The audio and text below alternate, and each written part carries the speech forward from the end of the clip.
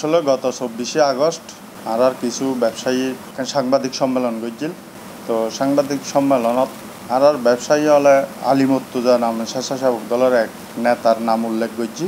তো আর ইয়ানোর পরিপ্রেক্ষিতে ওই যে ব্যবসায়ী হলরে ডাহায় এবং ভিডিও ফুটেজ সিসিটিভির ভিডিও ফুটেজ চেক করে দিলাম তো আলী মুর্তজা এটা উপস্থিত নোয়াছিল। তো ইয়ান বিভিন্ন পত্রিকাত মিডিয়া তাকানে স্টেটমেন্ট দিই। তো ওনারারও সিপ্লাজের মাধ্যমে জানাই দিয়ে আসলে আলী মুর্তজা এটা নোয়াছিল। পরে ভিডিও ফুটেজ চেক করে দিয়ে আলী মুর্তজা এটা উপস্থিত নোয়াছিল।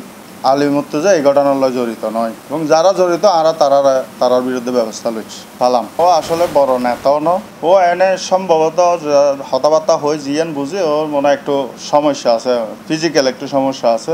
এনে ক্যারেক্টার ব্যবসা করে, তবে হয়তো সরকার ফাল্টাইয়ে এই হিসেবে সুযোগও লইতে পারে আর মনত আর কি।